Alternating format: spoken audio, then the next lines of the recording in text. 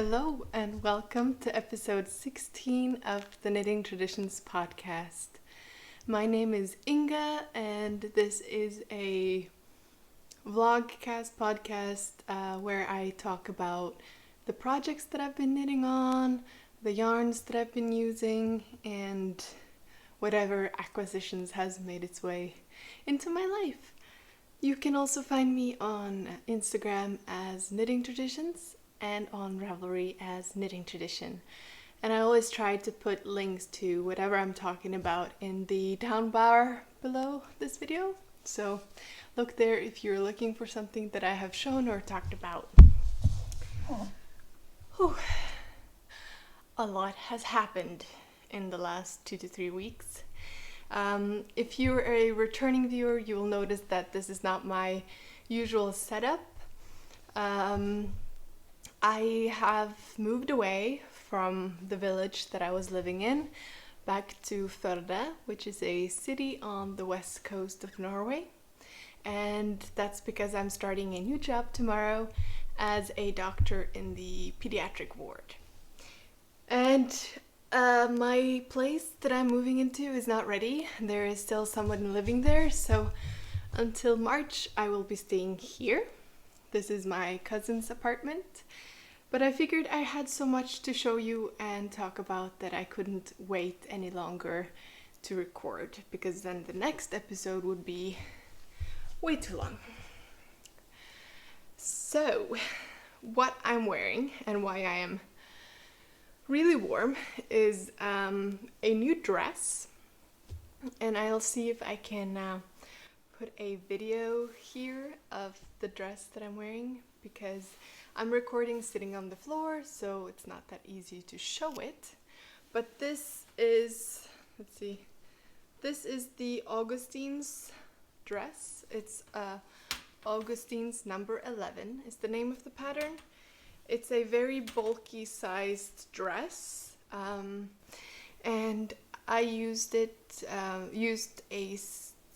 thick yarn that I had in my stash. It's called Hexa by DSA, and it's a chained yarn. I don't have anything left because I used up all my scraps.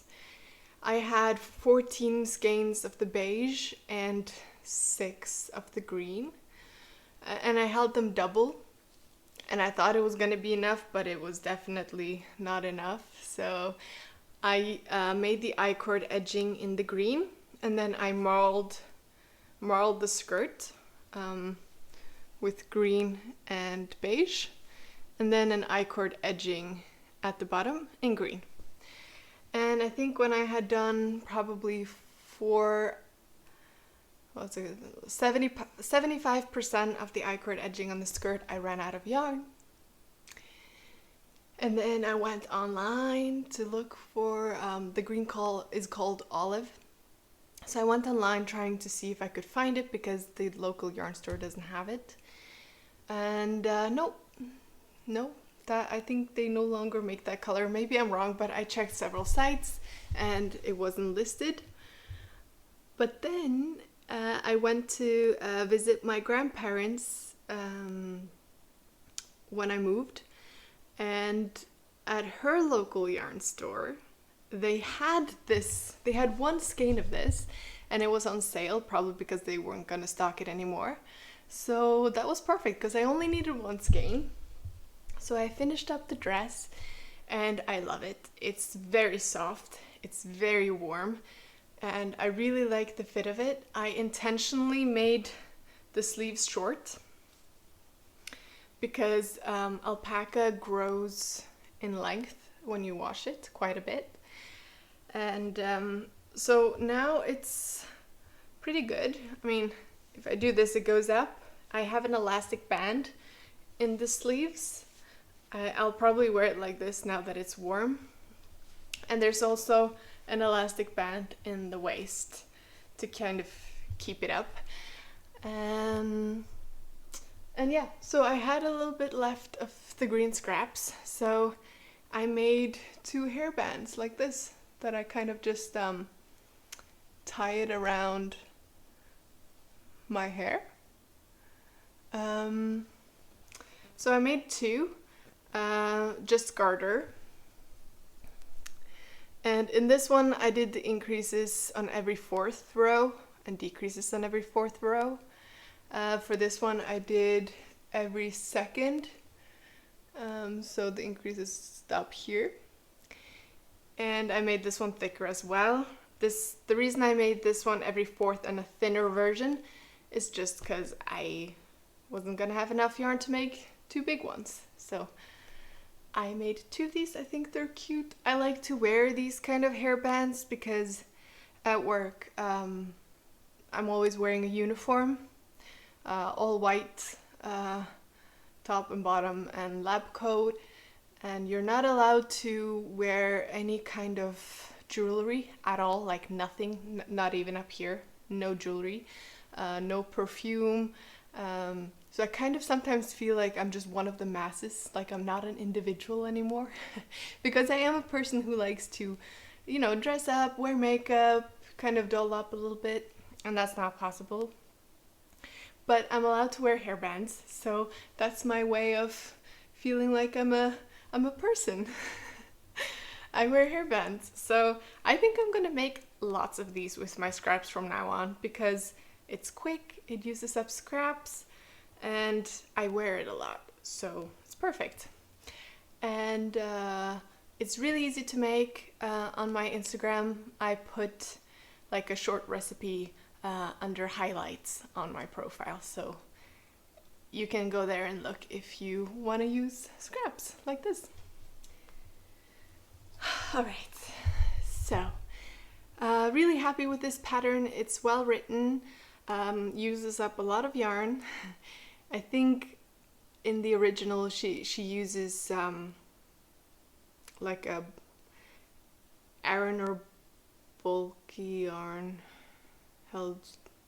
I don't know. It's probably on Ravelry on her project page, but she definitely uses more than one strand of yarn. I also had to use 2 strands of yarn. I love how it feels. I love how it grew just perfectly when washing. I'm hoping that it doesn't grow to twice the length that it's already grown, but I don't think it will, because I even tried to stretch it out a little bit when I was drying it to make sure that it was how I wanted it to be.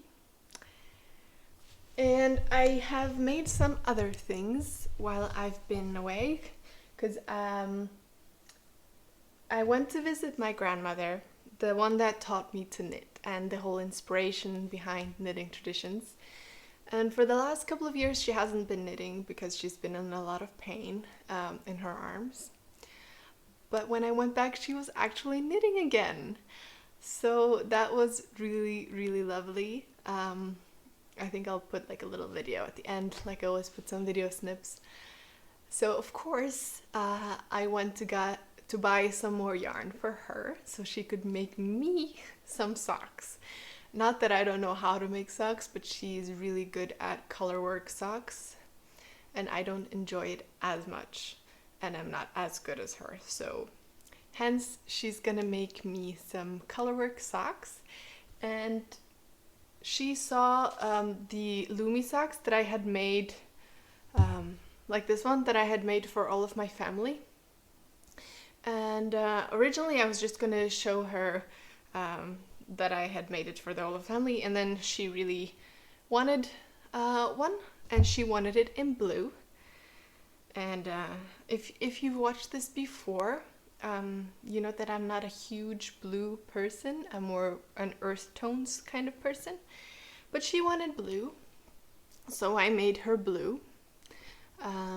So these are the Lumi socks by Fiber Tales, and I knit the small size, which I do for all the females in my family, and I used scrap for the Latvian braid because I had a lot of this left. So this yarn is not Alafos Lupi because we went skiing after visiting them, and they didn't really have a yarn store there, but they did have a clothing store that sold yarn, and they had this Fritidsgarn from Sandnes, which is basically the exact same thickness as Alphas Loopy and style. It's a bit softer. It's not as coarse as the Alphas Loopy, but these are also, both are meant to be indoor socks. It's not something you would wear in your boots because it doesn't have any nylon content. It's not superwash. It's not reinforced in any way. So if you wear them in your boots, you would probably get holes quite quickly. But they had a lovely blue color that she would like. She would. So these are for her, and the scraps are the petite wool by We Are Knitters, which I had in my stash and that I had with me because I cast it on a sweater. And she also, her feet are not that good, so she has problems walking now. So I was thinking of either putting like some anti-slippery liquid underneath so she doesn't slip as easily. It probably has a fancy name that I don't know. Or see if the yarn store here, which has a bit more supplies, has one of those leather or fall leather or whatever they are, things that you put under your slippers and you sew them on, you know, like soles. Is that a word? Soles? I think so. So that's the plan, and then next time I see her, I'll give her this one, or maybe she'll get it for her birthday, and then I'm guessing she will have some lovely colorwork socks for me, because she knits quite quickly, and she was already halfway done with one in a day when I was there. So that's a nice exchange if you ask me, because these are knit on 6mm needles, and the colorwork ones are knit on 2, I believe. So yes. And yeah, the petite wool is something that I had in my stash, my old stash, that a friend tipped me about years ago. So I decided to give it a go. And here is the sweater that I cast on while skiing up in a cabin. And I think I used 6.5 balls of that petite wool. And this is quite a big sweater. I don't have a pattern for this. I just cast it on, did some altered raglans. So you see here I only decreased for the body, and then here I did increases for both the sleeve and body, and then down here only for the body again. And I decided to do a slip stitch detail on the front sleeves and side of the body. And then I also did some German short rows in the back of both the top and the bottom. And I finished it off with an I-cord on the bottom of the sweater because it was rolling up a bit. And this is so soft, like it doesn't itch at all. But I do believe that it's 100% Peruvian Highland wool. I don't think it's superwash because I did make a sweater for my grandmother before in this yarn, and my aunt put it on like a super warm washing program and it felted, so yay.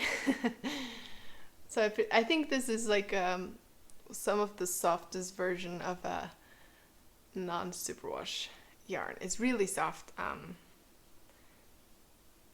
It feels quite dry to the touch. It's not applied yarn, so in a way it's similar to the Plotulopi in the way that it's not spun like a twist on it, but this one is very thick and dense, so it's not like you pull it and it breaks. This is not even the thicker version of the yarn that We Are Knitters have. I know they have this yarn in a thicker version because this is called the petite wool, so this is the thinner version. But I still knit this on 7mm needles, and it's not exactly a thin yarn. Downside to it is it's already pilling, but that's expected because it's not applied yarn and it's very soft, so it's already starting to pill. But like I said, I just made this up as I went to have like a cozy winter sweater to wear in a cabin or at home on chilly days. So that's exactly what it's for, just coziness. And it doesn't matter that it's pilling because I'm not going to be wearing this to town or anything. And I have another finished object. I think I had cast these on last time. These are the, I call them the Scrappy socks. Because we are, if you want to join all of this 2021 year, we're doing a stash along. Where basically make anything using anything from your pre-2021 stash, and you can participate either on Ravelry in our group there. There's a finished thread, which I will draw prizes from, or you can use the hashtag on Instagram and I'll draw prizes from there as well. So I wanted to use up some scraps.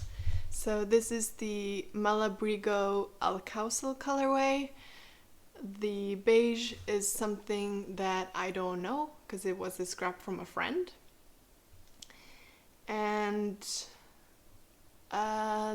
this is another scrap that I now don't remember the name of, but it's in the previous episode if you're interested. So yeah, cute little socks using only scraps. I used the Morse Hell pattern of mine and just did these stripes extra because it's like a vanilla pattern. So here I did 5 rows of beige, 2 rows of color, and then I slipped every 3rd stitch when I reattached the beige color. So it created like a slipped stitch detail for some interesting effect. And then I did a rounded toe instead. I don't know why. I just like to switch things up every now and then. So yeah, my scrappy socks are done, and I think I will put these into, maybe I'll keep them myself, maybe I'll gift them. We shall see. And then I have another finished object. I had some Schachenmeyer Regia Premium Merino yak yarn that I was going to use for socks. I used them before in the gold colorway for the Into the Wood socks by Melody Hoffman. However, I noticed that the yarn pilled quite a bit. I think it's the yak fiber in the yarn that is just so soft that it kind of falls off when you wear it. So I figured instead of making another pair of socks and having that bother me, I'll make a hat, because there's less friction on the outside of a hat, so pilling is not going to be as much of an issue. So I made the Slouchy beanie, which is a pattern of mine. I've shown this one before. It's the same hat, but this one uses the Cardiff Cashmere Classic, and it has like a really nice soft halo, and it's just the softest. This one is still soft, but it's not as soft, of course. And the intention behind this hat was that I was going to gift it to my boyfriend, because he saw this one and he really wanted one as well. But then I really like this one myself, so what I think I'm going to do is that I'm going to keep it, and when he moves back here, he can borrow it. And I think that's a great deal. And this took me 1 day to make, so it's quite a quick knit. 3.5mm needles, and the gauge is 22. So you can basically use whatever fingering or sport weight yarn will get you the right gauge. And I'm not going to try it on because I have a cute bow tie in. So yes, the Slouchy beanie, and it's on Ravelry if you want to give it a go. Alright, so those are the finished objects. I think I've knitted a lot since, even though I've been on the move. The door is creaking. Sorry if you hear that. I have been working on my 2 forever projects. I call them forever projects because I feel like it takes a long time to finish these. Because it takes a lot of work and it's the needles. So the first one is my cabled sweater right here. I have finished the body, and so this is the neckline. It's higher in the back and lower in the front, and I haven't used a pattern for this. I just made it up as I went. It has like 1, 2, 3 different styles of braids, and the rest is moss stitch. So now I have finally finished the body, and I've been using this yarn, which is Holst Supersoft in the color Cinnamon, which I've been holding double on 3mm needles. So that gives it more of a dense fabric. Rumors say that Holst Supersoft garments shrink lengthwise, so I have made it quite long, both in the body and the armpits. The intention is that if it's still long enough, it can be used by any family member. And if it shrinks too much, then it will still fit me, so that's okay. I think what I will do is that I will measure the body now, wash it, and then that will tell me how much it shrinks, so that in case I'm gonna end up doing the sleeves bottom up with shaping, then I will know how much longer percent-wise to make the sleeves to make sure that they don't get too short. And I still haven't decided if I'm gonna do saddle sleeves where you kind of make a braid up on the shoulder and then increase and make the sleeve, or I probably will have to do that bottom up and then do decreases. Or if I'm just gonna sew the shoulder seams together and then pick up stitches, but then I don't know how I would pick up stitches here because that might look bulky and weird. So I don't know. I will have to think about it a little bit. But I'm really loving the look of this. I think it's gonna be a lovely sweater. And I'm also, of course, gonna do a neckline. I don't think I'm gonna do the turtleneck because it's not the softest yarn. It does bloom and soften up nicely when you wash it because it has a lot of spinning oils in it. But I noticed that even though I love wearing all my rustic sweaters, my neck is sensitive. I can wear any other part of my body, but my neck and my forehead does itch a lot if I have a tight collar or a turtleneck. So I think I'll make a normal neckline by like knit to purl to or something like that. But we shall see. So yeah, this is my cabled sweater and I am loving it. The color is showing up nicely in the sliding, which is making me happy.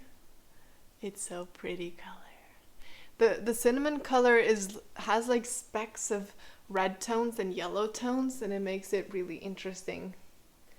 So yeah, my cabled sweater, sleeves and neckline left, and then it's done. And the sleeves will definitely not take as long as the body because it's not as much fabric. So I just have to get over Sleeve Island. And, well, first I need to figure out what I'm going to do and then start Sleeve Island. And last time I talked a lot about my love-hate relationship with my Marie Wallin cardigan. Because I've been knitting from this book. It's called Wildwood. And I've been making, let's see if I can find a photo. Yes. This is a cardigan that I've been wanting to knit for years. The Wildwood. So can you see that? So this is the Wildwood by Marie Wallin, and I got a kit. And I'm not going to rant too much about this today because I did that last time. But basically, I've had to convert 3 panels into knitting in the round and steeking. And I've never done that before. But as long as I don't mess it up, I think it's going to be a great cardigan. And as I predicted last time, I thought that I was going to run out of yarn. At least one color.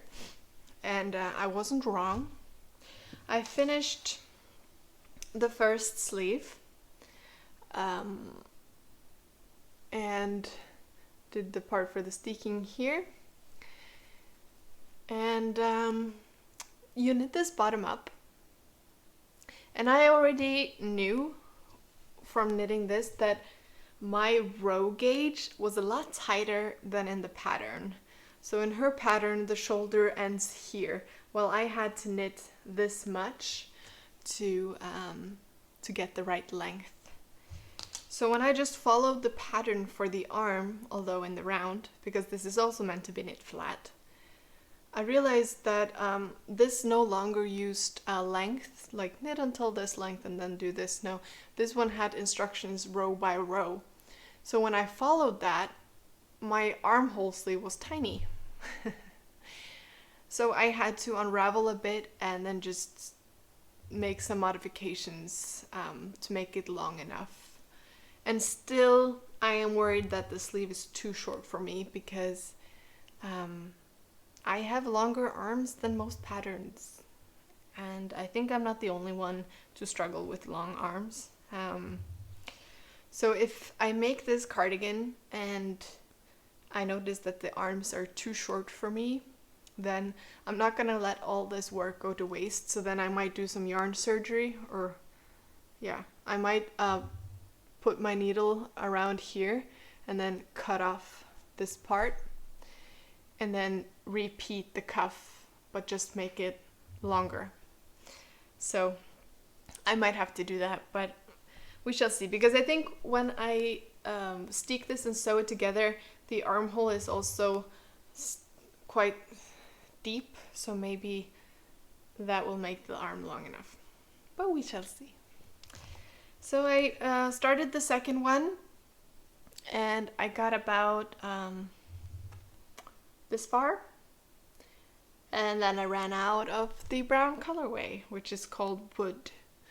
So I went to the store to get it, and there's only 2 stores in all of Norway that carry the British breeds yarn. One of them in the north of Norway and one of them in Bergen. So I went there to get it, and they didn't have it.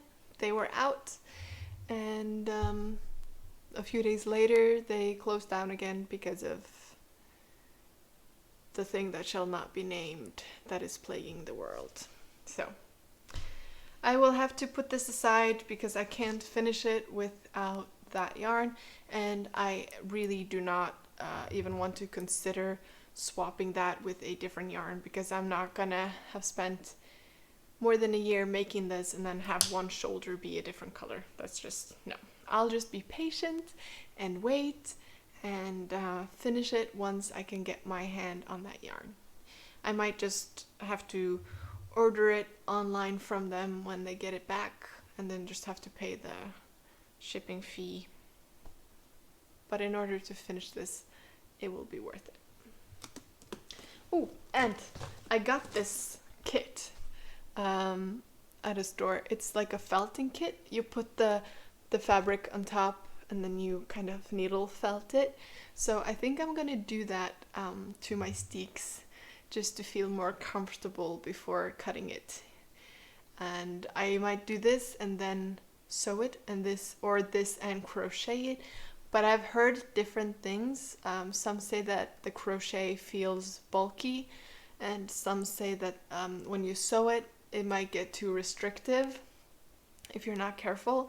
And I'm an amateur when it comes to sewing, so I might make like a test swatch and needle felt it and cut it and see if that's enough on its own. We shall see. So those were all my finished objects and my works in progress, which I think is enough for me. And I now have some acquisitions. So if that's not your jam, I'll see you next time. Or if it is, I can promise you it's a lot of good things. And also some things for the rustic Knitalong and the stash along, some prizes. The rustic Knitalong runs until the end of February. So if you're making something with a plant fiber or a natural fiber that doesn't contain any plastic or synthetic fibers and that is non-superwash, then you can participate. There is a finished thread on Ravelry, and there is some lovely prizes that I will draw probably next time. And then for the stash along, that's for all of 2021, so you have plenty of time and you can participate as many times as you like. And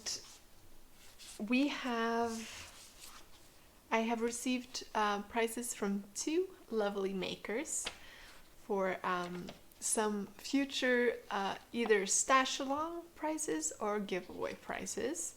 So I think I will put them into like a goodie box of prizes, and then when the time is right to draw something, I will pick it back up and show it on a future episode.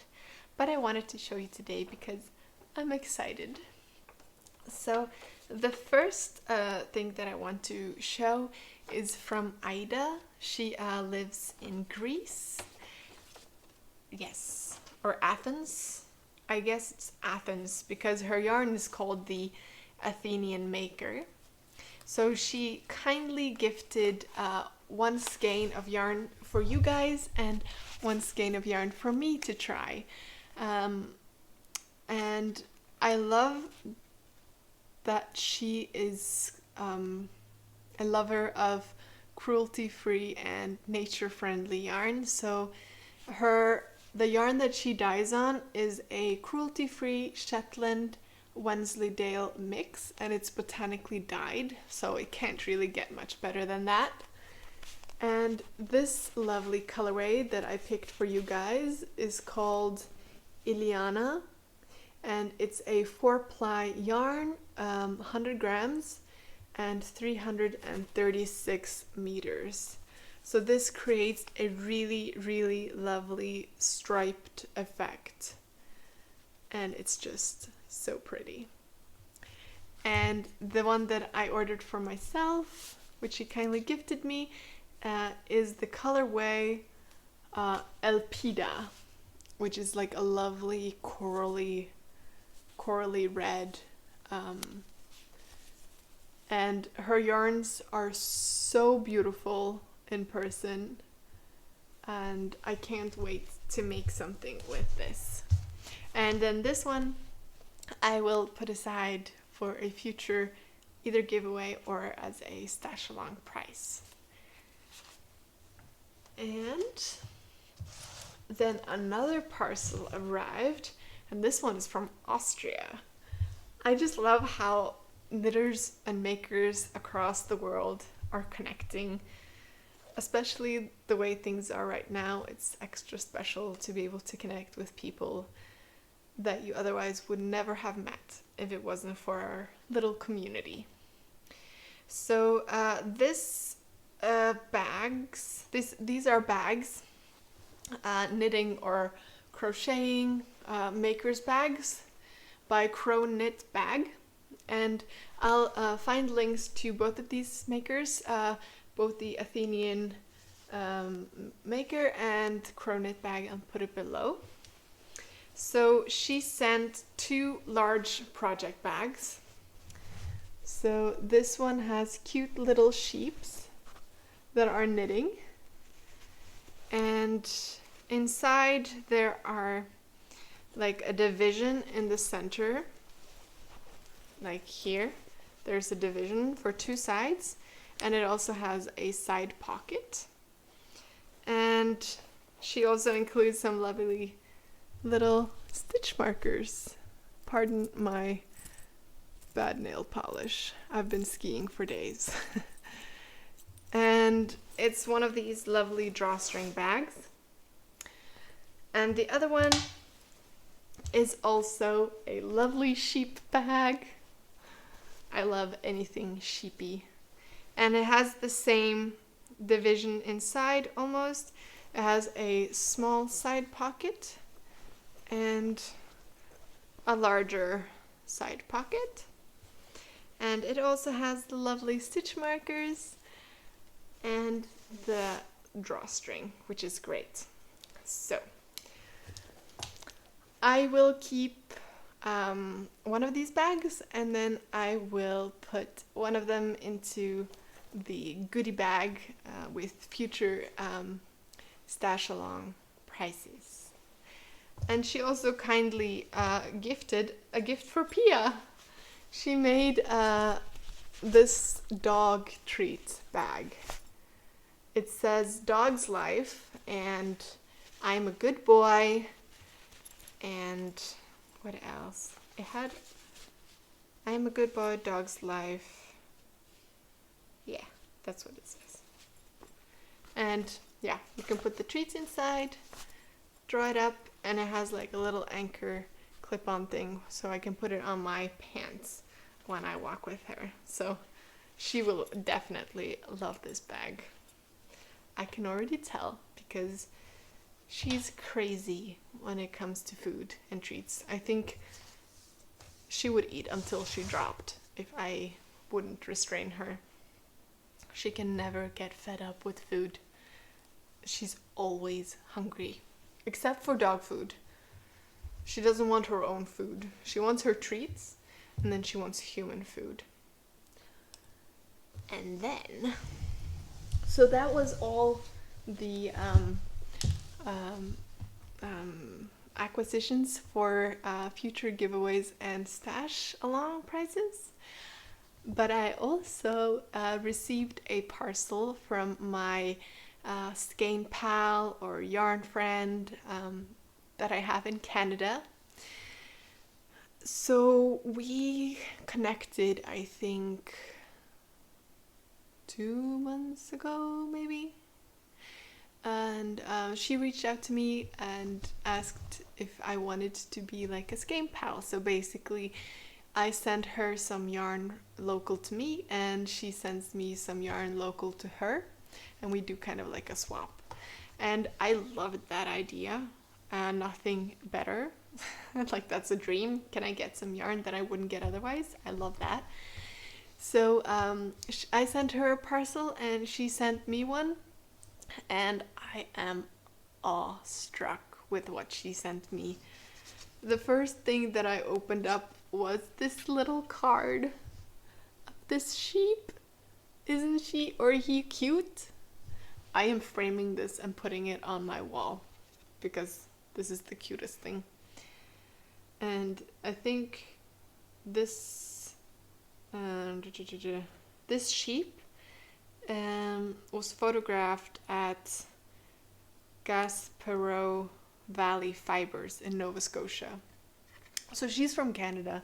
So she sent me a lovely mix of Canadian rustic yarns in earth tones, because obviously she knows what I like.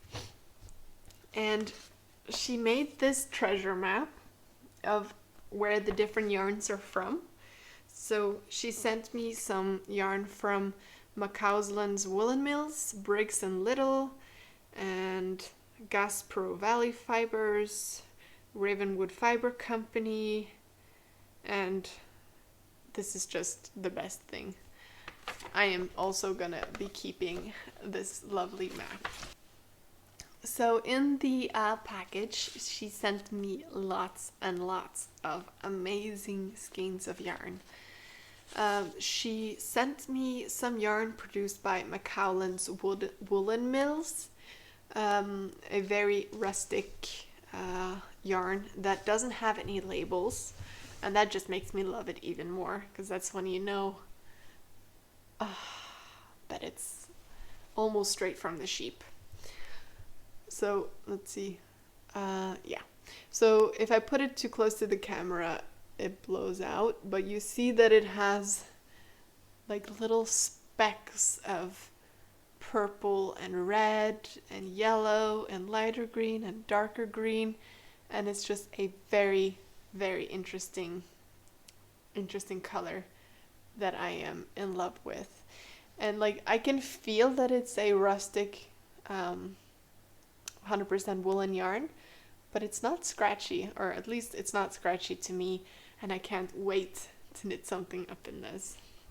So I can see if I think she wrote a bit about this yarn. It's called Green Heather, which I understand because it is a lovely heathered green yarn, and it's 100% wool, 2-ply worsted weight, and it's 200 meters or 220 yards. And it's about 113 grams in one of these. So this is from McCowlin's Woolen Mill in Bloomfield, PEI. And I love it. And then she sent me some lovely Shetland wool. This is from the sheeps called Muffy and Prim. And it's around 350 yards, and it's a 2-ply lace weight yarn. And it's from the Hawthorne Hill Farm by Paul and Marilyn Cameron, Grafton NS. And this also is a lovely, I'm guessing undyed, rustic yarn, but it's so soft. I mean, Shetland wool is really soft. The same with the British breeds. This is also a Shetland wool, and they feel quite similar to the touch. So warm, but not super scratchy. So if you want to try like a rustic yarn that is not extremely prickly, I do recommend Shetland wool. I really like it. If you're very sensitive, it might not be next to skin soft, but it's definitely softer than Eastex yarns, in my opinion. And yeah, it's really nice and soft. Okay, stop touching the yarn. And then this lovely, lovely color. Isn't this beautiful? I can like imagine making a shawl out of this, or just everything out of this. It's so pretty. Like, look at this color. Isn't this stunning? And it's so big. Like, Norwegian yarns never come in these big hanks. All of our yarns come like rolled up in balls. Like, this is like the biggest almost you will get here, or like smaller balls. This is not my stash, this is my cousin's. I'm slowly converting her to the dark side of hoarding yarn. So yeah, this is Gaspro Valley Fibers, 100% Cotswold from the farm. And it's 225 grams and 300 yards. So quite a thick yarn. And wow, 225 grams. Yeah, this also feels quite rustic. It's definitely more prickly than this one. Let's see, prickle factor. Alright, so this is the softest, the Shetland wool. This is the second softest, and this is the most prickly of the three. But it would be so warm. Can't wait to knit all of this up. And then I have these 3 lovely skeins, and these are all Briggs and Little, which, from what I understand from Suzanne, they are the oldest mill in Canada. Correct me if I'm wrong. I'm not sure, but I think they are. It's definitely a Canadian mill, and they make lovely rustic yarns. And Suzanne wrote to me that she was hoping that it wouldn't be too rustic for me, but honestly, it can never be too rustic for me. It's lovely. So the gray one, the light gray one, is Briggs Little Durasport. It's a 1-ply, 80% pure wool and 20% nylon. So this would be great for socks. And I think this would be definitely enough for a pair of socks for me, at least. Because I think, it's 100 grams. It's 393 meters. So it will definitely be enough. 113 grams even, yeah. So this will definitely be enough for a pair of socks. And then this one, this is a darker, like a charcoal gray. She sent 2 of these. And this is a thicker yarn. This is called Briggs Little Atlantic. It's a 3-ply yarn, 100% wool. So this would make some lovely cowl or hat or mittens. I love it. And that's not all. She spoiled me rotten. I'm gonna have to go and see if we have some more lovely local yarns from here, because after this gift, she definitely deserves another gift of yarn. This is the first thing that she sent me.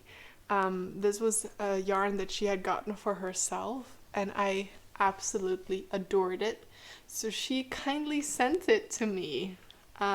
This is from Ravenswood Fiber Company in the color Knotted Destiny. And this is a superwash merino with 85% superwash and 15% nylon. And it's 400 meters per 100 grams. So this is definitely gonna make a lovely pair of socks. And the color is just so interesting. It's got like a mauvey brown and then some rust specks and white and some undertones and flecks of blue in there. Yeah, you can see. It's so pretty.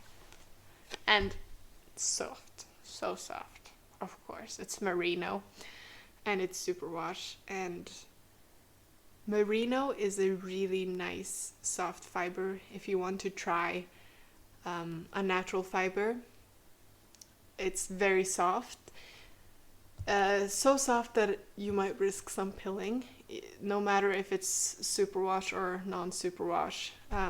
It's so soft that it will probably pill, but it's worth it.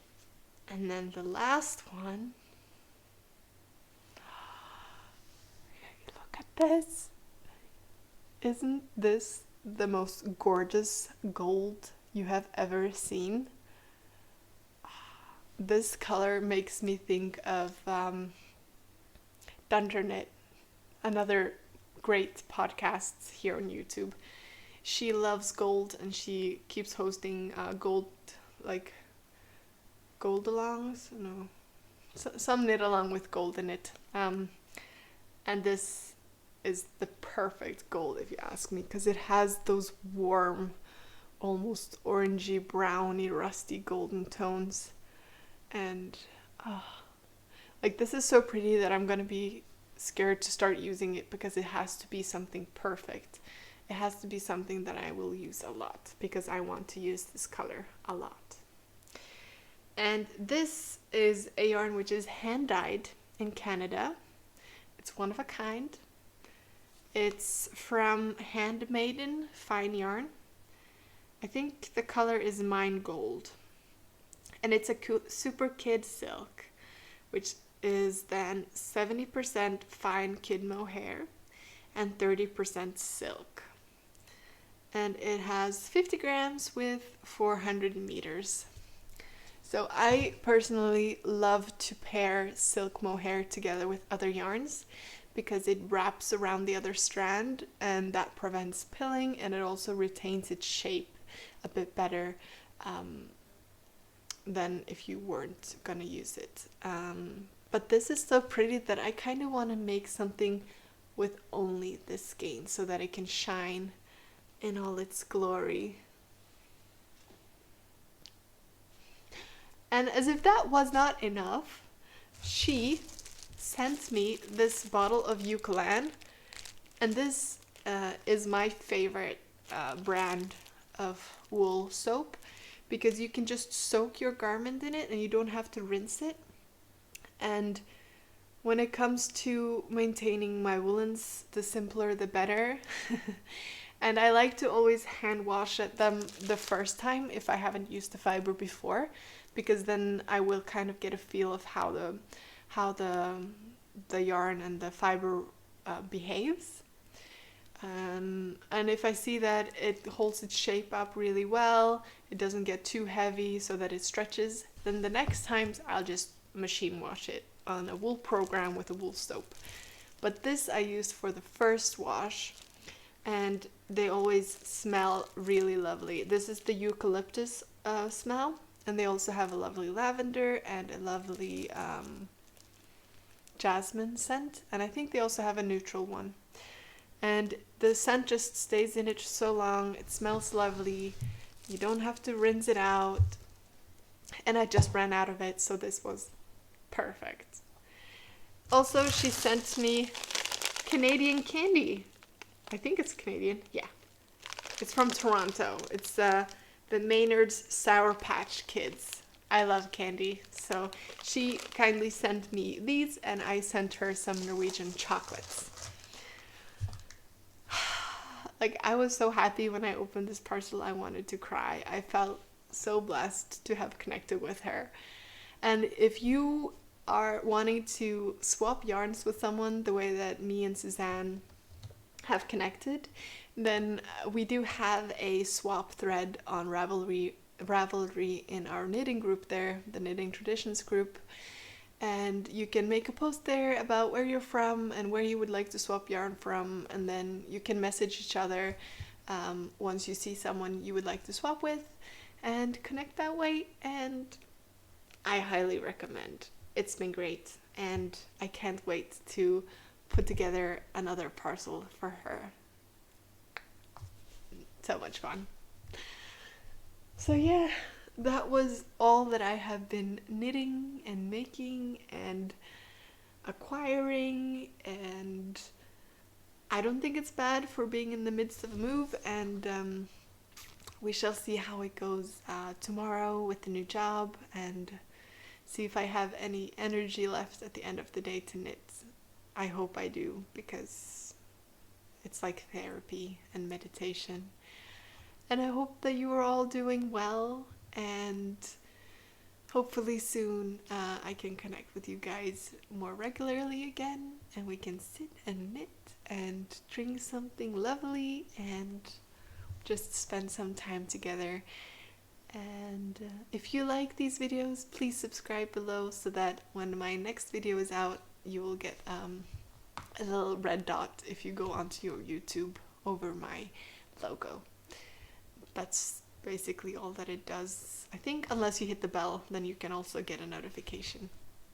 But yeah, I just think that it's great that we can connect on here, and I feel like even though I'm just talking to the screen right now, every time someone of you messages me or likes the video, it's like connecting with a friend. And I hope that you also like spending time here, because I love reading and commenting back to you guys. Even though sometimes they're a bit more hectic than others, I still read everything and it warms my heart up. So yeah, it's great. And I shall see you soon. And stay tuned for some lovely nature footage, a snippet of my grandmother, and I will see you guys next time.